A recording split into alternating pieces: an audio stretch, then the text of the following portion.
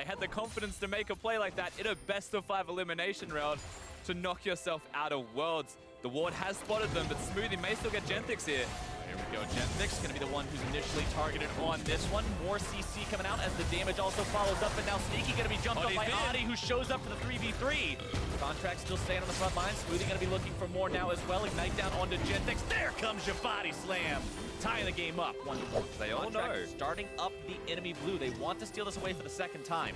Adi's going to be potentially in some trouble here. He tries to go in too quickly ahead of the rest of the team, but Seiya says, nope, I'm taking this away. Get back here. We're going to make it impatient. We're going to throw it off to the side, and you can't have it.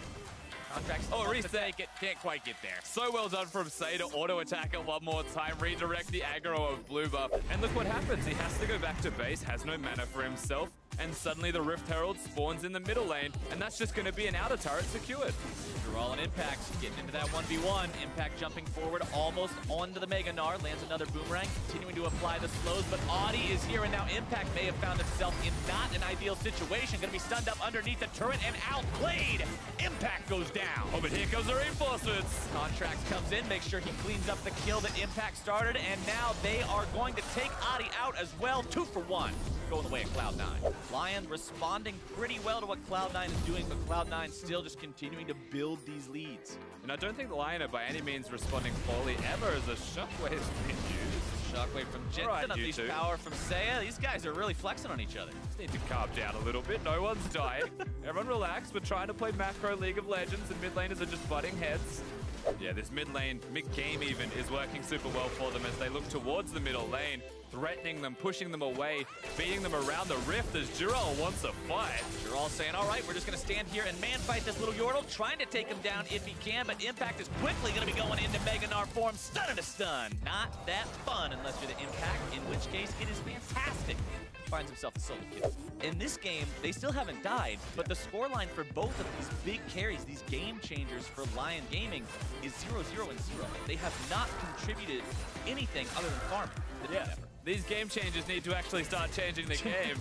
It looks like they're about to. That's one way to put it. Smoothie able to find the hook onto Seiya, but now he's found himself in the middle of multiple members as now the counterattack from Cloud9 is live. The cap going to 5. Sneaky grabbing the kill onto Adi, manages to save Smoothie as well. Gentix now going to be the target as Impact finds his way onto Jural yet again. Jensen grabbing the kill on that one, and it's 3 for 0, Cloud9. And not the impact they needed. In fact, both of them stay at 3-0s on the score, but Cloud9 win the team fight. Impact the rest of them straight over to the Baron pit. Very well played by Cloud9. This is the 3rd red in a row. Not even talking about blue buffs anymore. All right, he does find himself jumped on by the Sejuani now, but that's a very aggressive jump out by White Lotus. Impact going to be flashing himself away, and here they go, trying to find the pick onto the Cloud9 top laner. The Lantern is down, will pull him to safety, and just barely keep him alive.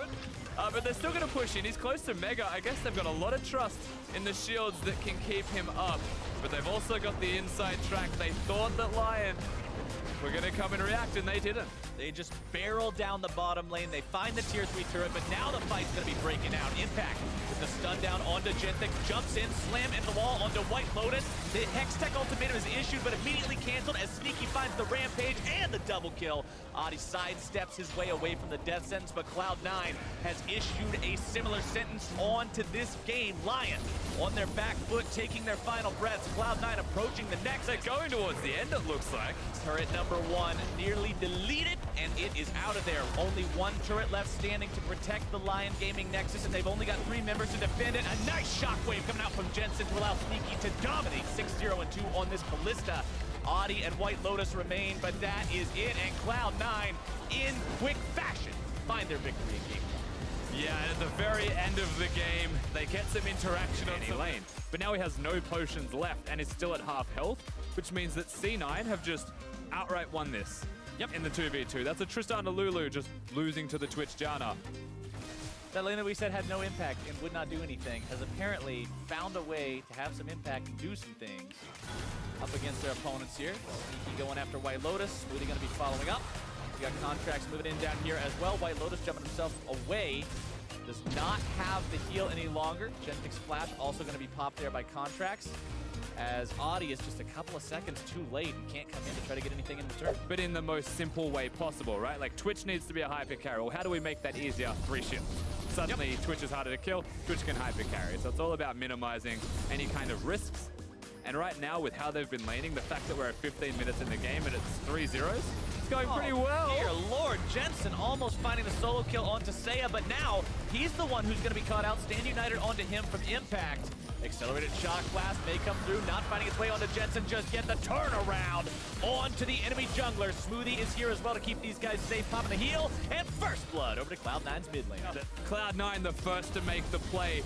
And they're not just making the play for the kill, they dove mid lane, and they're still looking. You can see Contract stalking.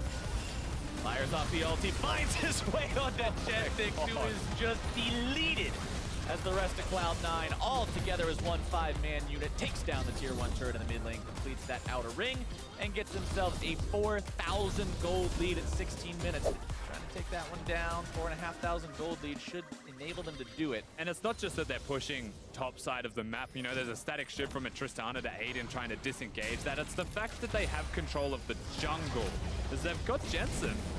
Seiya now going to be having this turn right around on him. Contract swooping in there with the ulti to make sure they seal the deal. White Lotus coming in, trying to find the damage onto Jensen. Manages to get it out, plays the taunt with the flash.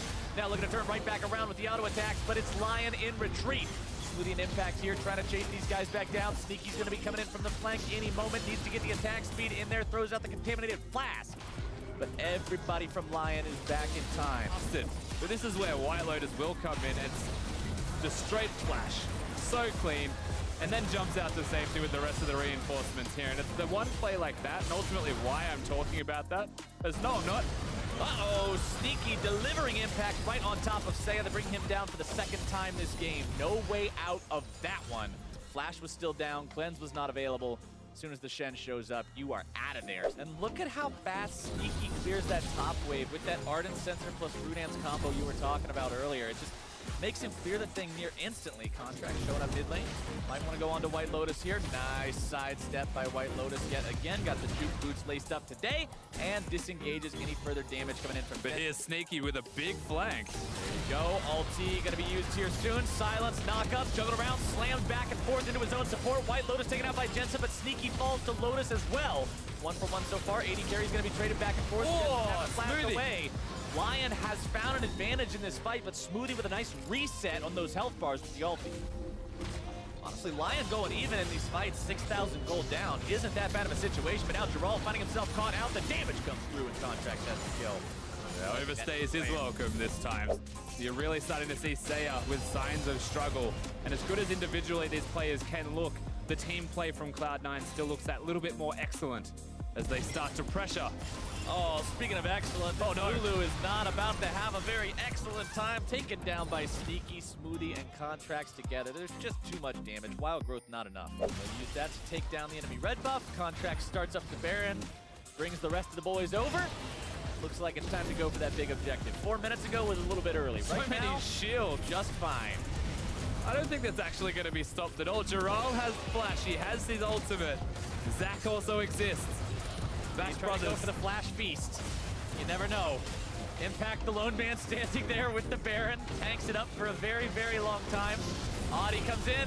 They're trying to steal this one away, but they can't do it. Contracts gets the secure. They get kills soon onto both members that jumped in. Lion tries a desperation play to get themselves back into the game, but ultimately, it's just not enough. Cloud9, 9K up. 25 minutes in. I mean, frankly, Lion need to do a near impossible feat right now to try and prevent this onslaught from Cloud9 getting into their base with how clean they've been able to play League of Legends right now.